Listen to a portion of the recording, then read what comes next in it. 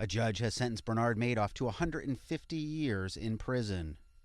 His victims were happy with the sentence. Bernie Madoff's going to die in prison. Whoopee! Relief. Excuse me, guys. Justice has been done.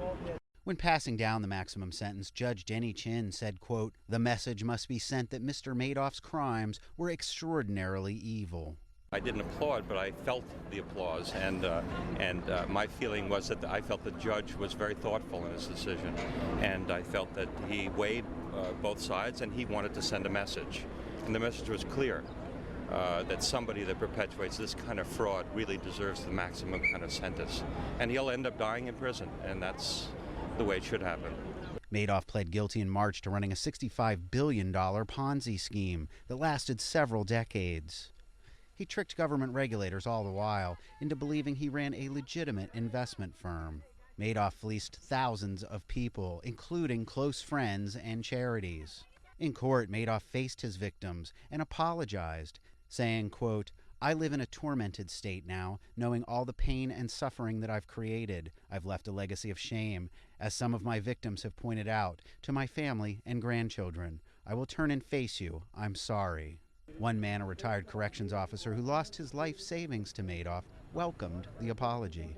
Well, he turned around and glanced at all the victims, and he looked me right in the eye, yes. But it felt great, a sense of relief, you know.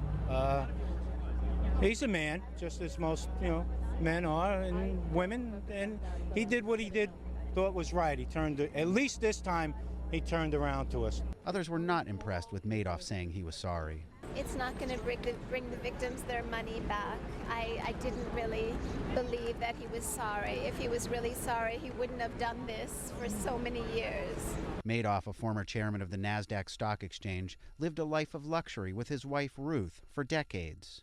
She released a statement after the sentence saying, quote, "Like everyone else, I feel betrayed and confused. The man who committed this horrible fraud is not the man I have known for all these years." The government is seizing Madoff's multi-million-dollar assets, including bank accounts and homes all over the world, although his wife is being allowed to keep $2.5 million. Neither Madoff's wife nor his children came to today's sentencing.